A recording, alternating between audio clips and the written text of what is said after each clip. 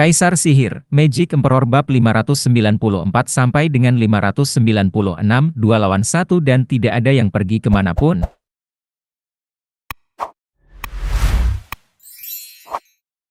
Apakah kamu kehilangan akal? Semua orang menyaksikan Zhuo Fan dengan kaget. Bajingan sialan itu tidak peduli tentang apapun. Melakukan dan mengatakan apapun yang dia inginkan. Mereka yang ada di sana adalah ahli Ethereal Stage sementara kamu hanyalah pekerja baru Radiant Stage. Apakah kematian begitu menarik? Zhuo Fan. Tetua Bai memulai, tetapi Zhuo Fan terkekeh. Para tetua yang malang ini baru saja kehilangan sanak saudaranya. Setidaknya yang bisa saya lakukan adalah meningkatkan harapan mereka. Tetua Bai menghela nafas. Kamu tidak memberi mereka harapan, tapi hidupmu. Tidak apa-apa. Selain itu, semua orang di sini dapat membuktikan integritas dan kebaikan saya. Semuanya bermuara pada memiliki apa yang diperlukan untuk menerimanya. Zhuo Fan menyeringai, aku suka sekali orang-orang bodoh sial ini yang selalu ikut campur dalam urusanku, berharap. Lalu hancurkan mereka, hahaha. Tidak peduli seberapa besar tetua Bai dan Qi menentangnya. Tidak ada gunanya menangisi susu yang tumpah. Karena dia sangat sombong dalam keahliannya, mengapa tidak membiarkan mereka menyelesaikannya sendiri? Para iblis masih kesal karena Zhuo Fan mendatangi mereka dan menantang kawasan elit. Itu adalah kontradiksi yang luar biasa dengan kesukaan mereka terhadap bakat karena mereka berharap dia tumbuh sesuai potensinya. Namun, peraturan sekte membuat mereka putus asa setelah tantangan dibuat. Tidak ada yang bisa ikut campur dalam pertempuran ini. Semua menyaksikan dengan tatapan penuh semangat. Di salah satu sudut ada dua tetua yang sangat berpengaruh, di lapisan kedua dan ketiga dari tahap ethereal yang dapat memunculkan seorang penggarap tahap radian dengan menjentikkan jari mereka. Penantangnya adalah pendiri kantor perburuhan elit yang tak terlukiskan, Steward Zhuo. Dia membuat mereka bertanya-tanya tindakan apa yang dia mainkan kali ini. Sejak dia melemparkan kepala ke arah para tetua, beberapa orang tua yang cerdik memperhatikan dia mengejek keduanya hingga saat ini. Tapi apa gunanya membuat mereka mengamuk? Yang membuat pertarungan ini semakin menarik. Hihihi, melawan orang bodoh, dua orang itu berlebihan. Tetua kedua meludah. Tetua ketujuh, bolehkah saya membalas dendam atas cucu perempuan Anda? Menggabungkan Anda akan memberinya terlalu banyak pujian.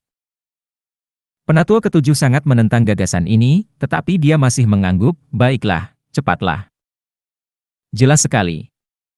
Tetua kedua melihat kepala Qi Feng sekali lagi dan meraung, Feng Er, aku akan membalas dendammu.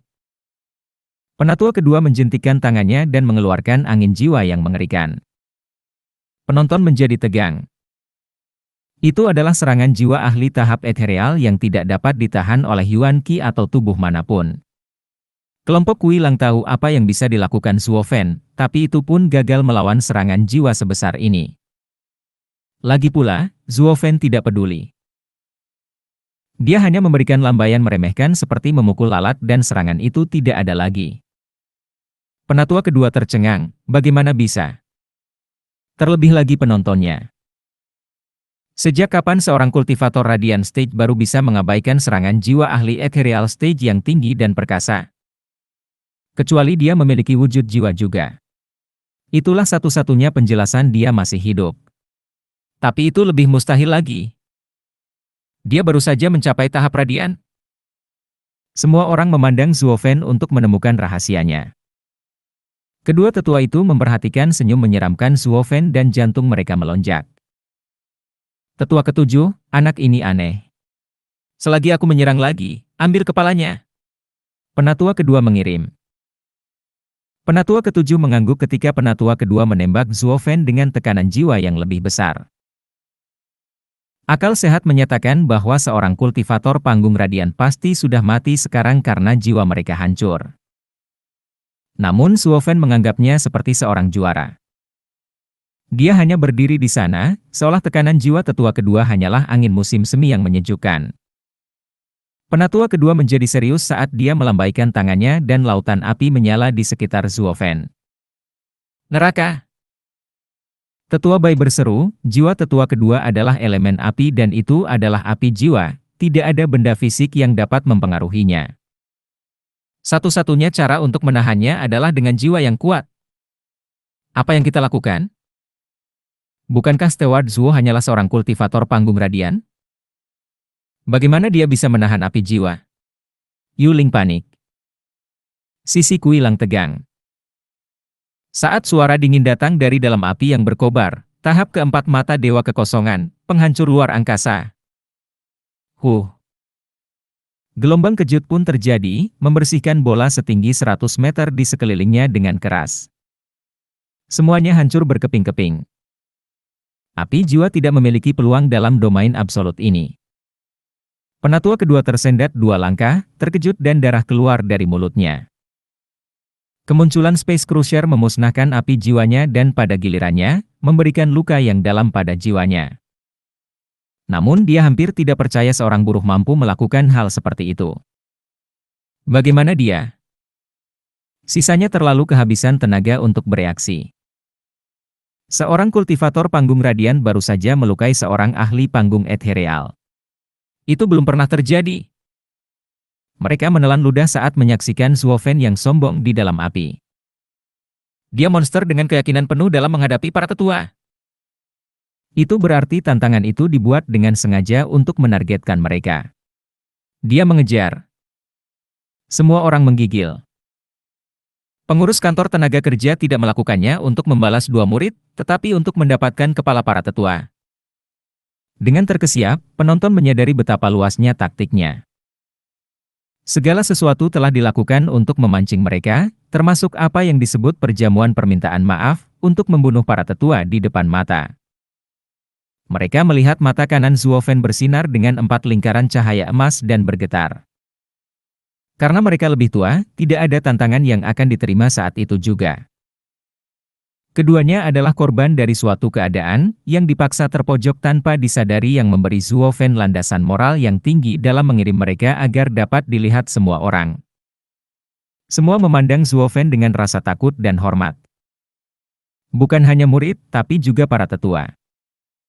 Pikiran anak itu lebih kacau daripada pikiran orang-orang zaman dulu. Sambil nyengir lebar, Zuofen hanya peduli pada satu hal, membunuh. Mata kanannya bersinar keemasan sekali lagi. Tahap pertama mata ilahi dari kekosongan, pergeseran. Dia terhuyung tepat di depan buruannya dan melancarkan serangan telapak tangan. Dengan raungan drakonik, telapak tangan itu terasa seperti cakar naga dengan kekuatan luar biasa yang mencakar dada tetua kedua. Usahanya menggunakan api jiwanya untuk bertahan terbukti lemah karena tekanan membuatnya terengah-engah. Bagaimana perasaanku terhadap tekanan jiwa? Kamu membentuk jiwamu? Hati tetua kedua berteriak tak percaya. Hanya seorang pekerja radian stage namun memiliki bentuk jiwa seperti ahli panggung ethereal. Dan yang lebih buruk lagi, bentuk jiwa itu bahkan lebih kuat, memberikan tekanan pada dirinya sendiri. Harta karun iblis kelas 7, pemakan jiwa. Penatua kedua menyadari bahwa dia mendapat kesulitan ketika harus menggunakan jiwanya untuk menyerang. Yang membuat kemampuan penentu tahap ethereal tidak berguna. Karena tidak punya pilihan, dia akan bertarung dengan cara lama. Tidak mungkin Yuan Qi-nya yang lebih besar, berkat budidaya tahap ethereal dan bantuan harta iblis kelas 7, tidak dapat memotong si sialan itu. Bertarung dengan tinju melawan seorang kultivator radian stage benar-benar konyol bagi seorang ahli ethereal stage. Namun, semua orang di sini tahu dia dipaksa oleh keadaan.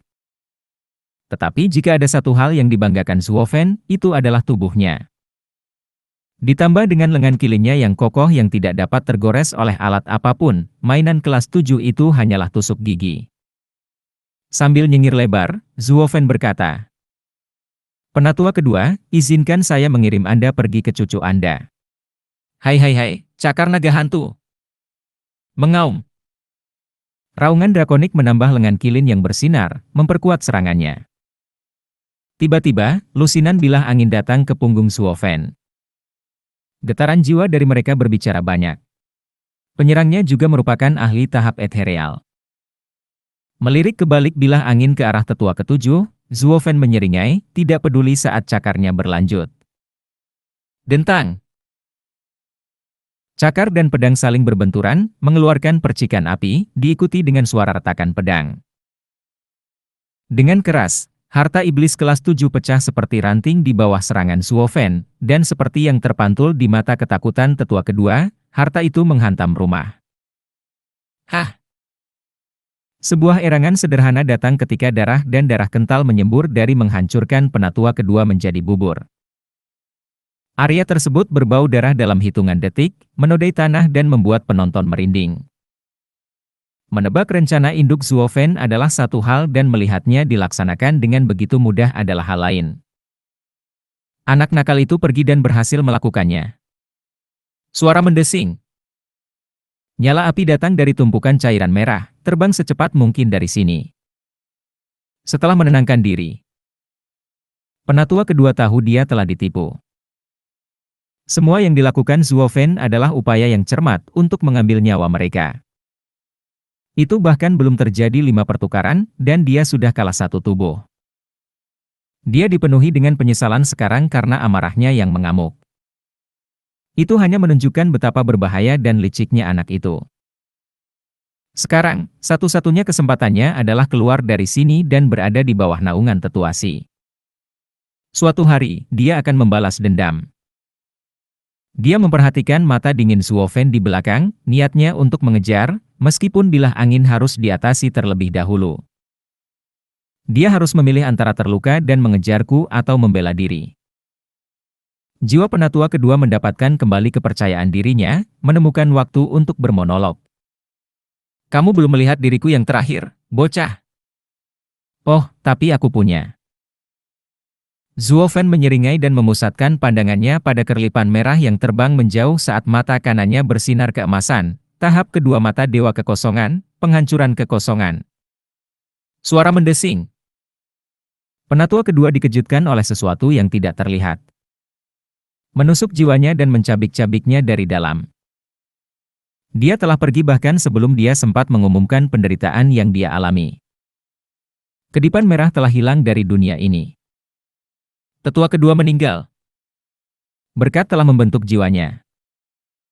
Void Annihilation mempengaruhi metafisika juga, termasuk jiwa. Seringai putih mutiara Zuo Fan sangat dingin. Meninggal dunia. Suara-suara itu datang dari sekelilingnya saat bilah angin menemukan sasarannya. Mereka merobek pakaiannya dan hanya sehelai rambut saja yang mengenai tubuhnya. Dengan penatua kedua mengambil fokusnya. Dia tidak punya waktu untuk mengabaikan serangan itu sebelum serangan itu menimpanya. Kematian penatua kedua merupakan kejutan besar bagi penatua ketujuh. Dia menggunakan taktik ini untuk menyerang ketika anak itu sedang sibuk dengan tetua kedua sehingga tidak ada cara untuk mengatasi dua pihak yang datang sekaligus. Namun bocah nakal itu begitu kejam sehingga dia melakukan serangan diam-diam dan pergi berurusan dengan tetua kedua untuk selamanya. Meski dengan cara ini membiarkan dirinya terbuka bagi bilah angin jiwa. Tidak peduli seberapa kerasnya dia, itu pasti akan menyakitinya. Tetua kedua, matilah karena mengetahui kamu membantuku membalas dendam untukmu, hihihi. Namun terlalu dini untuk merayakannya, karena Zuo Fan masih hidup. Dia tidak akan membiarkan orang itu melakukan apa yang dia inginkan, atau pelayan hebat itu akan diejek tanpa akhir. Zuo Fan berbicara, pedang darah. Bersenandung. Bilah angin yang tajam dan deringnya yang tajam menusuknya dengan rasa sakit. Tapi kemudian cahaya merah keluar dari tubuhnya dan menghancurkan bilah angin tersebut sebelum menyentuhnya. Kemudian ia melaju langsung menuju tetua ketujuh tanpa mendapat hukuman. Apa-apaan itu? Orang tua itu terkejut karenanya dan mengirimkan bilah angin lagi. Namun hal itu terus berdatangan. Itu memasuki tubuhnya dan membuatnya menggigil ketika darah keluar dari mulutnya. Ini bukan bentuk jiwa, hanya serangan jiwa Radiant Stage. Dia tidak pernah tahu ada serangan jiwa berbahaya seperti itu, begitu kuatnya hingga cocok dengan bentuk jiwanya. Monster macam apa anak ini? Penatua ketujuh didera ketakutan. Zuo Fan adalah kekejian yang diselimuti kabut misteri yang tebal. Semua yang dia dapatkan dari Zuo Fan sampai sekarang hanya permukaannya saja. Dan dia yakin itu semua adalah umpan untuk memikat orang-orang bodoh dan idiot yang sombong. Penatua ketujuh gemetar saat melihat Zhuo Fan dan berlari. Penatua kedua tidak menyelesaikan apapun bahkan di lapisan ketiga tahap ethereal. Dia tidak punya peluang hanya di lapisan kedua. Tanpa basa-basi apapun, penatua ketujuh membuang martabatnya dan lari, semuanya demi menyelamatkan nyawanya. Selalu ada gunanya hidup dan mati di hari lain. Dia paling memahami perkataan ini, terutama sekarang, tidak peduli apapun selain melarikan diri. Bukankah dia baru saja melihat tetua kedua bermonolog dalam penerbangannya hanya untuk disela? Rasa hormat itu penting, tentu saja, tapi hal itu pun tidak ada gunanya jika kita mempertahankan kehidupan kecil yang miskin. Jadi dia berlari. Padahal Zhuo Fan bahkan lebih cepat. Suara mendesing. Zhuo Fan menghalanginya dalam sekejap, berkat lingkaran emas kecil yang bagus di matanya. Hahaha, tetua ketujuh, bukankah kita sedang bertengkar? Kenapa kamu melarikan diri? Zhuo Fan menyeringai dan memukul dadanya. Penatua ketujuh memasang sikap tegas. Zhuo Fan, kamu berani membunuh sesepuh sekte dalam. Saya mendapatkan peraturan sekte di pihak saya. Membunuhmu bukanlah apa-apa, jadi anggap saja seperti laki-laki. Lagi pula, aku sudah membunuh satu, jadi apa lagi? Zhuo Fan mengirim cakar naga hantu lainnya untuk menghamburkannya ke tanah. Tetua ketujuh mengetahui kemalangan tetua kedua dan mengetahui perlawanannya sia-sia, jadi dia meninggalkan kapalnya saat serangan datang. Dia menggunakan pakaian dagingnya sebagai perisai untuk terbang tanpa terluka dalam bentuk jiwa. Bab 596, Pembicaraan Pep. Bam! Saat penatua ketujuh melarikan diri, dia tiba-tiba menabrak sesuatu. Itu adalah bayi yang berdarah, meski aura menyeramkan dan tubuh pudar membuatnya menggigil. Apa-apaan ini? Penatua ketujuh mengirimkan lusinan bilah angin biru sebagai tanggapan. Angin puyuh yang dahsyat terbentuk, yang dapat mencabik-cabik jiwa, dan melesat menuju Blood Baby. Satu-satunya reaksi Blood Baby adalah penghinaan. Hai hai hai. Dengan ledakan tawa yang menyeramkan, Blood Baby balas menatap serangan yang datang. Bersenandung. Riak darah yang tajam melesat dan menghancurkan bilah angin seolah itu bukan apa-apa. Jiwa biru tetua ketujuh bergetar. Ini adalah hal yang membantu Zhuo Fan terakhir kali. Tapi benda apa ini? Betapa berharganya melepaskan serangan jiwa? Anak itu punya banyak trik. Tetua ketujuh tidak dapat memahaminya saat Blood Baby menyerangnya. Blood Baby secepat kilat, menelannya di bawah tatapan kaget semua orang. Dia berusaha mengitari perut Blood Baby untuk keluar, tapi setiap kali dia membuat kulitnya menonjol, kulitnya akan kembali normal. Blood Baby adalah roh dunia ini dan mampu melakukan hal-hal yang tak terbayangkan. Penatua ketujuh sekarang ada di dalamnya, dan bahkan sebagai jiwa, dia tidak punya jalan keluar. Itu seperti penjara jiwa. Penonton ketakutan. Beberapa dari para penggarap iblis ini membesarkan makhluk iblis mereka sendiri. Tetapi mereka semua adalah makhluk fisik dan tidak dapat melukai jiwa seseorang. Tapi bayi darah Zhuo Fan menunjukkan kepada mereka bagaimana makhluk iblis mistis itu dan apa yang membuatnya percaya diri. Rasanya seperti memiliki pasangan yang mampu sepanjang waktu, dengan dia dan makhluk iblis itu melancarkan serangan mematikan. Tampilan ini membuat iri semua orang. Berapa banyak rahasia yang disembunyikan orang ini? Bagaimana dia bisa terus melakukan hal-hal yang lebih besar dan lebih besar? Dengan orang aneh seperti dia, satu-satunya yang dia bawa adalah makhluk iblis aneh. Suara mendesing. Blood Baby terbang kembali ke Zhuo Fan, dan seperti anjing pemburu yang baik, ia memuntahkan jiwa penatua ketujuh sebelum pergi ke Zhuo Fan. Zhuo Fan meraih cahaya biru itu dan mencibir. Lari, lari secepat mungkin. Karena itulah aku mengeluarkan makhluk iblisku tadi, untuk mencegatmu. Jadi, apakah kamu sudah melangkah jauh bahkan setelah membuang tubuhmu? Pelayan Zhuo, tolong biarkan aku pergi. Aku tidak akan pernah mendatangimu lagi. Hahaha, aku yakin kamu tidak akan melakukannya. Penatua ketujuh berada dalam kekuasaannya, dan dia tidak bisa melakukan apapun selain memohon. Meskipun tidak berhasil pada Suofen. Mendengar senyuman pembunuh anak itu, tetua ketujuh mengancam. Lakukan ini, dan kamu akan menjadi musuh sekte dalam. Musuh? Sayangnya kamu salah. Kaulah yang menjadikanku musuh. Ia memamerkan jiwa di hadapan orang-orang kantor tenaga kerja. Ini adalah wilayah kami dan orang tua bodoh ini mengancam saya dengan hal itu? Katakan padaku, apakah kita penurut? Tidak, tidak, tidak. Tetua Qi dan Bai berteriak, terbawa oleh suasana hati saat semua kebencian mengalir dari mereka. Seluruh kantor tenaga kerja bersorak dengan satu tujuan. Satu pikiran. Ini adalah pengurus mereka, pengurus Zuo dari kantor tenaga kerja. Seorang murid dengan ketabahan lebih dari siapapun, membunuh orang tua dan siapapun yang menghalangi jalannya. Ini adalah pahlawan yang harus diikuti. Orang-orang lama dari sekte dalam bergantian dari biru dan hijau akan berbalik melawan Suofen. Namun pemandangan seluruh kantor tenaga kerja yang bergemuruh membuat mereka terancam.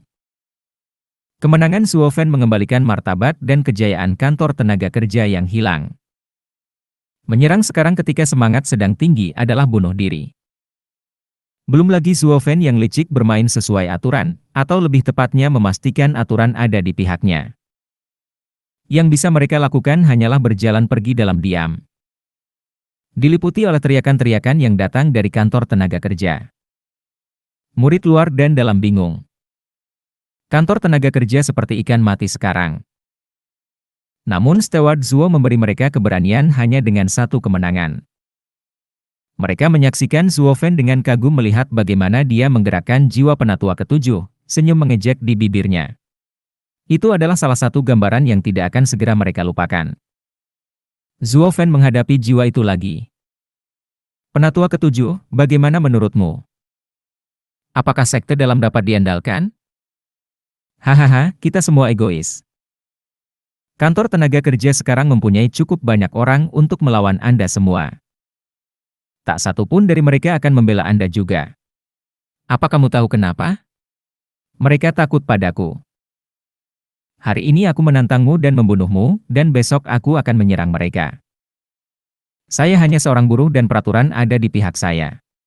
Katakan sesuatu padaku, apakah menurutmu mereka akan menerima tantanganku? Senyuman Suofen berubah menjadi sinis. Hahaha, kalian berdua ditakdirkan mati untuk membuat pernyataan. Sekarang orang-orang bodoh itu tidak akan terlalu gelisah. Tetua sekte dalam hanyalah sebuah gelar kosong, itu tidak akan melindungimu sama sekali. Begitu kehilangan nilainya, Anda akan dibuang. Gumpalan biru itu bergetar dan jatuh dalam keputusasaan. Tetua sekte dalam dihormati, tapi itu hanya berlaku ketika masih hidup. Mereka kehilangan segalanya begitu mereka mati. Pada akhirnya, satu-satunya yang dapat diandalkan adalah diri Anda sendiri. Karena tidak dapat memahami kebenaran sederhana ini. Keduanya dikirim ke pembantaian. Bukan berarti ada orang yang meramalkan perjamuan permintaan maaf ini akan berubah menjadi berdarah atau pekerja baru Radiant Stage akan membunuh mereka seperti anak domba. Seni transformasi iblis. Di gumpalan biru yang tertunduk, Suofen tahu penatua ketujuh telah kehilangan semua motivasi.